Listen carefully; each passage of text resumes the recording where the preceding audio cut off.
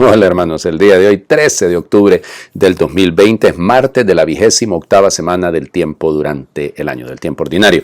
No tenemos memoria obligatoria el día de hoy. Recuerden que el 13 de octubre siempre también celebramos el final de las apariciones de Nuestra Señora en Fátima en 1917 y por eso el 13 de octubre es tan importante. Comenzaron el 13 de mayo, pero el 13 de octubre se concluyeron. Por eso voy a hablarles hoy, insisto, no hay memoria obligatoria, de una beata que de alguna manera, además es portuguesa y está ligada a estas apariciones en cuanto que la Virgen se presentará en Fátima y pedirá que el mundo se consagre a su corazón inmaculado. Y ella va a ser una de las grandes promotoras de este asunto, porque le pedirá al Papa Pío XI en 1936 que pues se consagre el mundo a el Inmaculado Corazón de María. Ella se llamaba Alexandrina María da Costa, nacida en marzo, un 30 de marzo de 1904, cerca de Balazar. De hecho ahí está el santuario y está enterrada ella, sepultada ella. Miren, una muchachita que fue enviada para que pudiese estudiar fuera de su casa, regresa a Balazar. En 1914 le ocurre un verdadero desastre, ¿no? Porque ella, por salvar su pureza, entran unos hombres a la casa donde se encontraba con una hermana y con una prima, y entonces se salta pues, desde el piso donde se encontraba, hombre, se dice que son 4 metros, y bueno, eso pues le va a producir, primero había padecido de una especie de fiebre tifoidea y luego ya con esto quedará prácticamente paralizada en cama más o menos hasta 1925. Y luego, fíjense, empieza el fenómeno, ¿no? Porque ella pide al Señor la gracia de ser curada y que se va a hacer misionera, incluso le dice.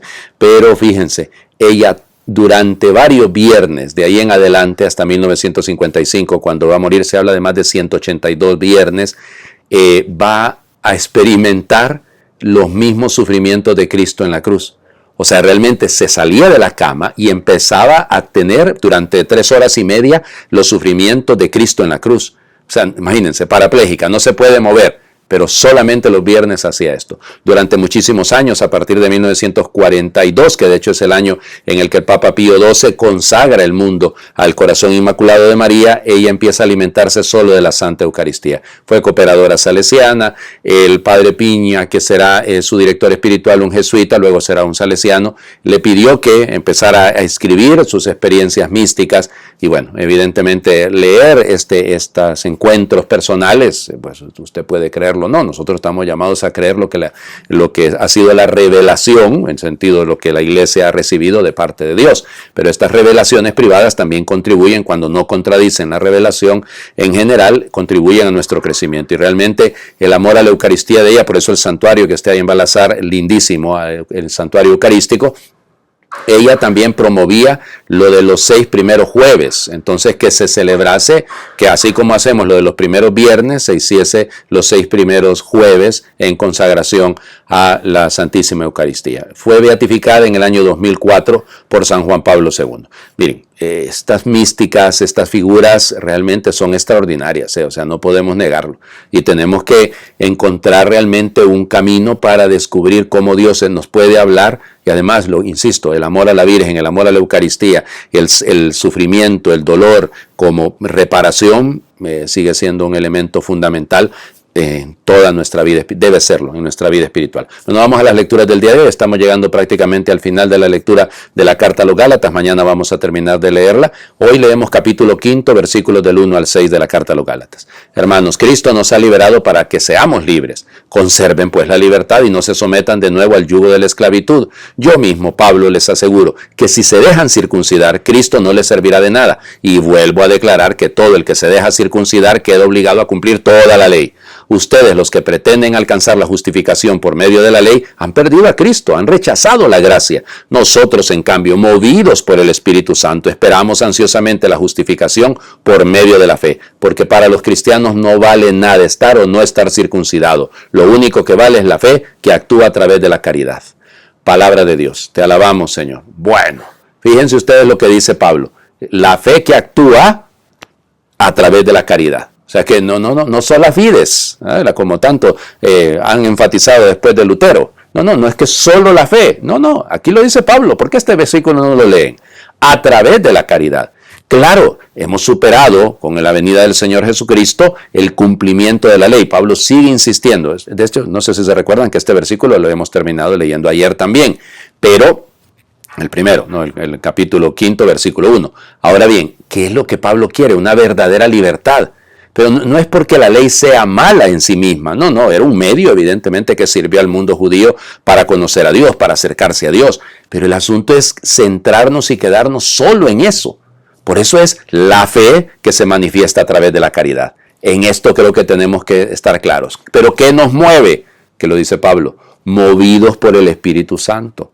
Esa es la clave de todo. O sea, yo puedo tener obras de caridad, pero si no son nacidas del corazón del Espíritu Santo, pues, entonces no habrá absolutamente nada. Y entonces de nada me sirve una fe si no se manifiesta en el obrar concreto, en la caridad concreta.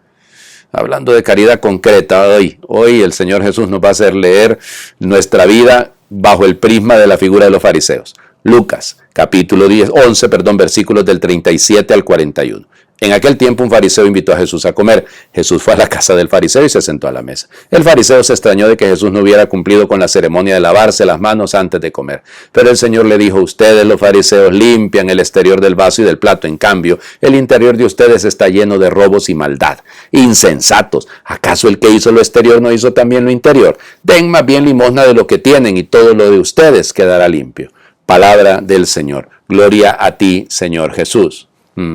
Den limosna, hagan caridad, dejen de estar cumpliendo, hombre. Solo el cumplimiento, las meras normas cumplidas. Imagínense, está legítimo que se laven las manos, ¿no? Y cuidado que durante esta época de pandemia es importantísimo que nos lavemos las manos para no no contagiarnos con el COVID. Yo no sé si a mí me fue por ahí el asunto, pero yo creo que sí. Fíjense que lo que yo siempre pienso es que hubo un momento, un descuido mío, que inmediatamente que debía haberme lavado las manos y no lo hice, o al menos echarme el alcohol gel, ¿no? Pero no lo hice. Pero bueno, el tema es está bien, eso es legítimo, ¿no?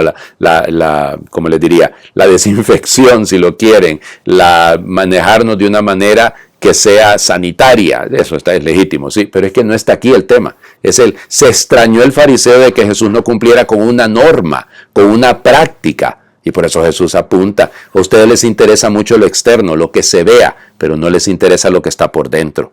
Y por eso la caridad, la limosna, den limosna, lo dice claramente, de lo que tienen, para que así alcancen realmente a vivir en la gracia.